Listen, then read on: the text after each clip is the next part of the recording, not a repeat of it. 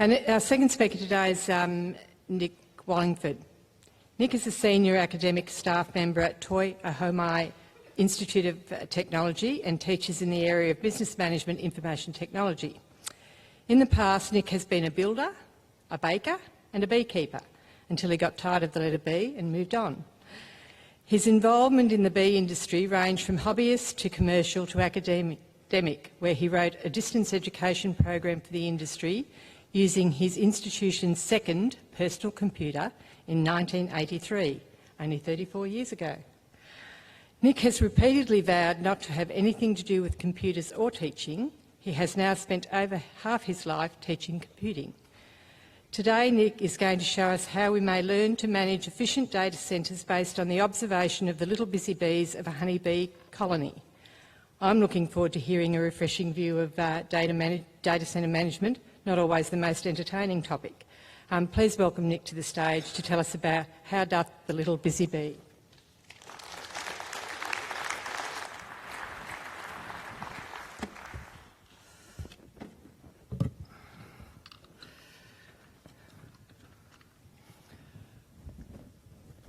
Good morning.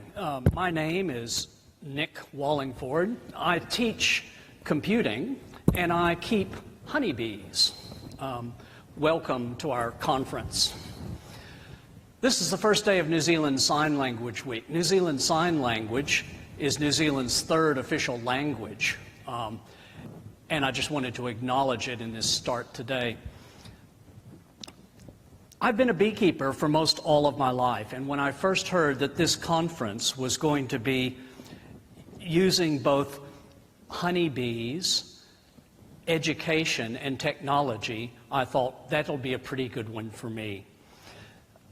I've been involved with beekeeping as a hobbyist beekeeper. I've kept just a few beehives in my backyard to produce honey. I've been a sideline beekeeper, keeping about 70 beehives to try and make enough money to move into the full-time industry. And I've been lucky enough to have bees keep me when I've been a commercial beekeeper, working with up to 5,000 beehives and producing literally hundreds of tons of honey each year. I've been involved in education since 1983. As the introduction said, I never wanted to be involved in education or computing.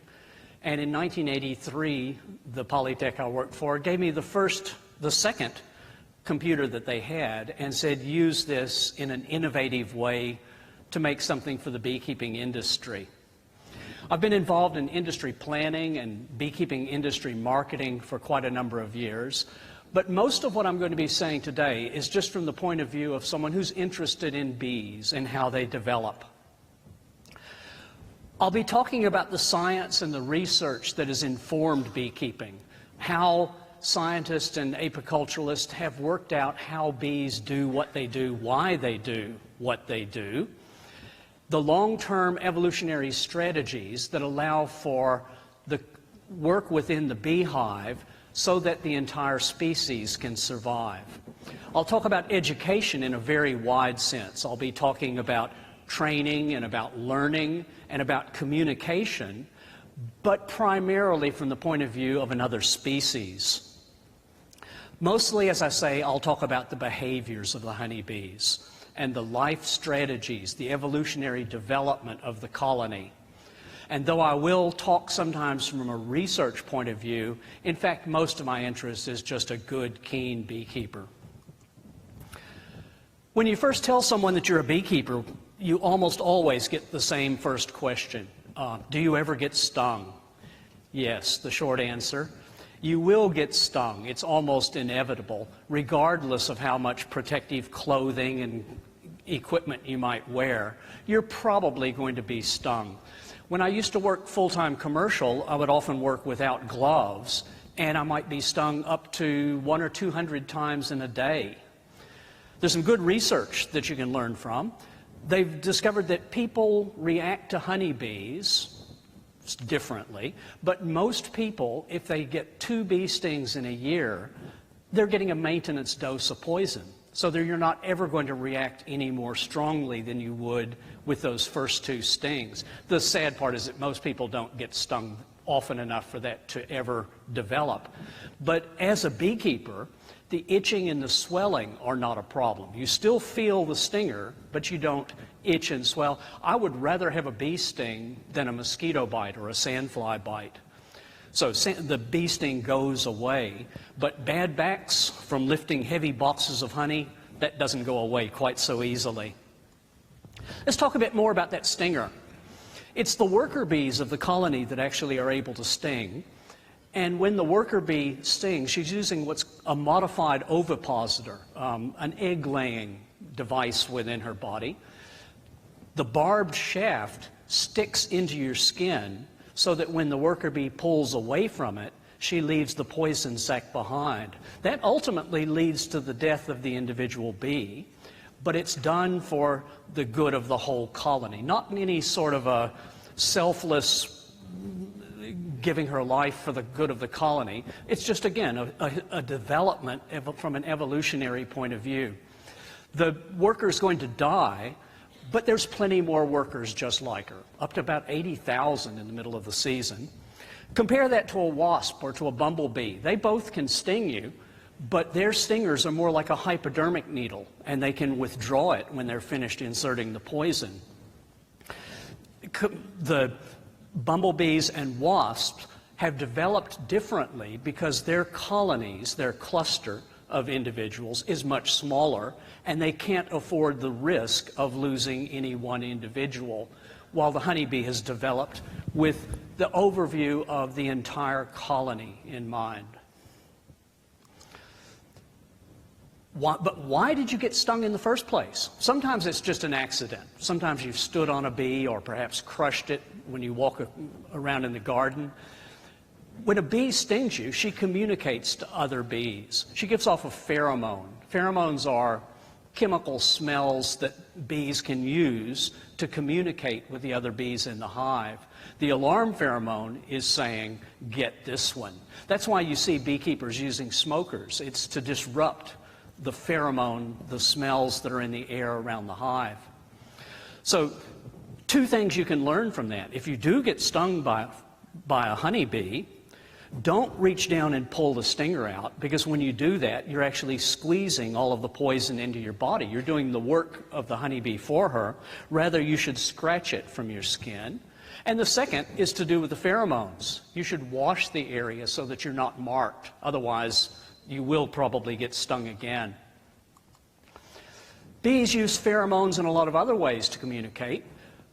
I said there were up to 80,000 worker bees in the hive, but there's only one queen bee laying all of the eggs for the entire colony. The queen produces a queen pheromone, and you can see in this picture some of the nurse bees licking it off of her body. Within a honeybee colony, taste and smell are pretty closely connected. After these bees lick the pheromone off the queen's body, they use a process called trophallaxis. They share their honey stomachs with all the other bees in the hive and feed each other, and in doing so, spread this pheromone from one to the other. So communicating within the entire colony by spreading a smell from one place to another. The bees have a very fixed caste system. We've got the 80,000 workers who are doing all of the work. There's a division of labor over age for worker bees. They start out feeding the young bees. They go into making the beeswax combs.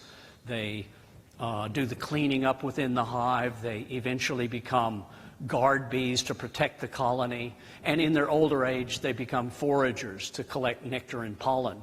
So their work over time is mostly age-related. The queen bee hardly ever leaves the colony. There's only the one queen bee, and leaving the colony would be a risk to the colony. It's a risky place out there. So the queen only ever really leaves the colony in the first few weeks of her life when she goes out to mate. I used to say that the queen mated on the wing, and I realize that's a bit ambiguous. I now say the queen mates while she's flying, and the anatomy works better.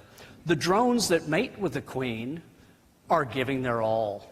Not only do they die in the process, but their abdomen explodes when they mate, leaving behind part of their anatomy to ensure the maximum transfer of genetic material into the queen, who's going to be coming back to the colony to lay eggs for maybe up to 5 years. So again, the strategy of development within the species and overlaid with the need to communicate the intent of the entire colony. Beekeepers manage population. The job of a practical beekeeper is to build the colony's population up so that there will be the maximum number of worker bees available to gather the nectar. If you don't build the colony up quickly enough, there won't be enough workers. If you allow it to build up too quickly, then the hive may swarm, with half of the bees leaving to find a new home. So this management of the honeybee as a colony, rather than being concerned about the individual honeybees, is a lot of what makes it quite exciting and does give you a better understanding of bee behavior in general. Bees communicate in other ways. Many of you may have heard of the dance language of the honeybee. A German researcher, Karl von Frisch, realized that when foragers returned from the field, if they had found a good nectar pollen source, they would dance on the surface of the comb to communicate to the other bees where the source is. They dance in a figure of 8, and the straight direction, in this case going to the left of the screen, will indicate the direction for the other bees to go. They're transferring the vertical comb into a horizontal viewpoint and indicating direction in terms of where the sun is. So in this case, the bee is saying, leave the beehive and find where the sun is, turn left and go that direction. The waggle, part of the dance, in this case is saying it's quite close to the hive. She's dancing very quickly with a waggle tail. That all sounds very good, but two things that have always amazed me with this. It's happening inside the beehive. It's dark in there. The other bees can't really see what we're seeing here. It is done, I guess, mostly just in terms of feel and vibration. The other is that bees can indicate the location of the sun even when they can't see it. If it's overcast and the sun is behind the clouds, bees with polarized vision are still able to accurately indicate where the sun is in order to give these directions from the beehive. Bees also use a dance language when the hives swarm. This half of the hive leaving the colony and clustering like this is effectively the colony reproducing itself rather than the individual honeybee. Half of the bees with the old queen will leave the colony and cluster usually for 2 or 3 days on a post like this, sending out scouts to try and find a new home, a box, an enclosure, something that's going to be suitable for a new hive. The bees cluster. Again, the queen's pheromone keeps them as a cohesive unit. So the scout bees are evaluating the different places that they could set up a new house into.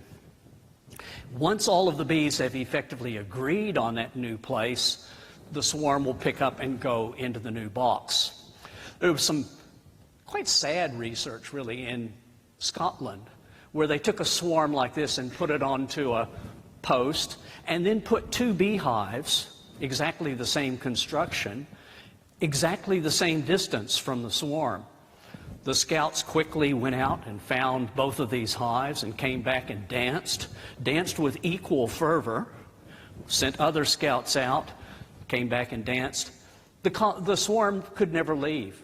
It could never make a decision between 2 equally appropriate homes. Nature would never face them with that. There would always be something to make one or the other of the boxes better, which would allow them to choose. Another bit of research, Thomas Seeley was a researcher who wanted to know, how do they decide how big the box is? and he realized that bees run into a box and walk around the edges and can measure the volume of the box. So Thomas Seeley created a beehive that was only about the size of a cricket ball, and when the bee went into it, he would rotate it so that the bee was on a treadmill moving around thinking that she was walking a long distance. Went back, recruited more scouts who came and did the same thing, and eventually the entire colony, the entire swarm, tried to come and move into the small box. And you can only imagine what they might have said to the workers who had told them that this is going to be a good home. So let's talk a little bit about honey. Bees gather nectar from flowers. Nectar is about 75% moisture and only about 20% sugars. The sugar is sucrose, common white sugar. Sucrose is a disaccharide, it's a complex sugar. In order to make it into honey,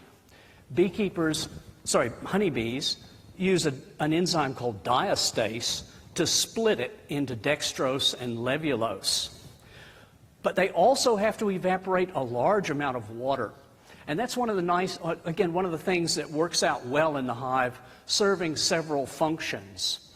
You can sometimes see bees at the entrance fanning, and some of what they're doing is evaporating the excess moisture from the nectar. In doing that, they're also air conditioning the hive. You know, the heat of the cluster of bees in the middle of summer would melt the beeswax if they didn't air condition the colony at the same time. So they've reduced the moisture, they've changed the sugars, and only once they're completely satisfied that it's a stable product, not going to ferment, will they actually put the cappings onto the comb. Modern beekeeping is built around a concept called a bee space. There was a Methodist minister, Lorenzo Langstroth, who first identified the bee space, a distance of about 7 millimeters. And what he discovered was that if there's pieces of the hive that are further apart than that, the bees will fill it up with wax. If it's less than 7 millimeters, then they'll often glue it with something called propolis. Propolis is a tree sap, propolis, in front of the city, because the bees will put propolis around the entrance. It's antibiotic, antibacterial, antiseptic, and really does contribute a lot to the hygienic behavior within the beehive. So Langstroth, in discovering the ability to remove frames from the hive, has made modern beekeeping possible. Langstroth was given a lot of credit for being a keen observer of honeybees, and for years beekeepers argued about his original boxes, which were 20 3/16 inches long. And they would say that Langstroth must have been it must be the right length. That must be the ideal length of the box. As it turned out, there was a champagne factory in his town, and he was simply recycling the boxes. He was champagne crates. Let's back to that dextrose and levulose. Honeys vary dramatically in how much of each of these they have, and the ratio makes quite a difference. If you have a honey that's got a high levulose content, it's going to stay liquid for a long time, and it'll take it a long time to granulate. Just about all honeys will granulate eventually. It's a supersaturated saccharide solution. But when honeys have a lot of levulose, they remain liquid. When they do granulate, they granulate rock hard. Two honeys that are high in levulose. One would be Viper's bugloss honey from the South Island and the riverbeds. Very pretty honey as a liquid. The other was made famous by Van Morrison. Tupelo honey is a high levulose honey. If the honey is high in dextrose, then the honey granulates very, very quickly. My favorite dextrose honey is Rada honey from the west coast of the South Island that will often granulate so quickly that you don't even have time to get it back to the shed to extract it. But in granulating quickly, it makes very, very fine crystals. So beekeepers have learned to manage the granulation process to make a nice consumer product. But how does the beekeeper decide what sort of honey he's actually got? Sometimes it's fairly subjective. Beekeepers will look to see where within the colony it's stored, what time of the year it was produced, what color it is, and the flavor. You know, it's often a subjective means of measuring, but there are more scientific ways using pollen analysis and sugar analysis. Some honeys have particular characteristics. New Zealand's got two honeys, Manuka honey and Ling heather honey, that are both thixotropic. It means that they're jelly-like. They're not just thick like all honeys are, but they actually are jellied. And because of that, it makes them very difficult to extract. They don't like to leave the comb very easily. The Ling heather honey only grows in the central North Island, around the Central Plateau. It was introduced in the early 1900s to try and encourage a grouse and pheasant hunting industry, which never eventuated. But it's left behind the Ling heather, which is now a noxious weed, and only really appreciated by the beekeeping industry, who makes such nice honeys from it. New Zealand beekeepers learned to produce creamed honey earlier on. Creamed honey doesn't have anything artificial added to it. There's no icing sugar, flour, lard, other things I've heard. In fact, it's just a controlled granulation. So the creamed honey takes a small amount of honey that's been granulated the way you like and put it into a large vat of liquid honey, control the temperature a little bit, and the resulting product is a lot smoother on your tongue and very pleasant. New Zealand produces probably more creamed honey than just about any other country. There was an American professor came over here in the 1930s, Dr. Dice, and saw what New Zealand beekeepers were doing, went back to the US and eventually patented the process, but it's never really caught on for most of the rest of the world. In the US, most of the honey would still be sold as liquid, which is generally an indication that it's had to have been overheated. You have to heat it high enough that it's not going to granulate again. Finally, let me bring back to technology. I mentioned Dr. Thomas Seeley. Thomas Seeley was very interested in not just swarming bees, but how bees communicate the intent of the whole colony. That is, if a hive's age distribution gets disrupted, let's say that all of the old bees that have been out foraging have been killed by a pesticide, the colony has to make a decision about reallocating resources. It has to move bees into new work because of the disruption. How the colony is able to communicate the whole thing really does fit right into that connecting minds aspect of this conference. You have the individual honeybees, but you also have the colony, which is the unit. So Thomas Seeley did a lot of work with working out the decision-making processes that a colony follows in order to reallocate bees to new jobs.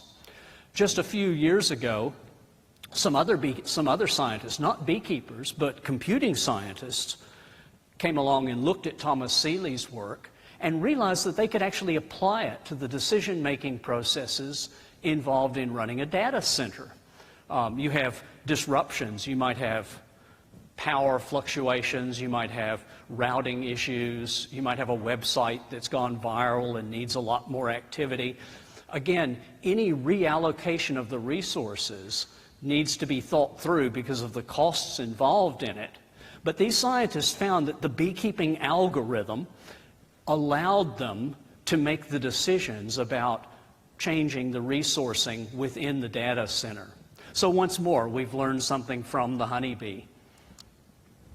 People get into beekeeping for all sorts of reasons. I started as honey as a health food, but other beekeepers are keen botanists. Some are interested in food technologies and food processing. Some commercial beekeepers just like to drive big trucks There's lots of reasons to do beekeeping. It can be a fascinating hobby, always has been, and it can be a lucrative income as a living as well. But I'd like to give you one last warning about the risks involved in beekeeping. There was a man who loved the bees. He always was their friend. He used to sit upon their hive, but they stung him in the end. Thank you.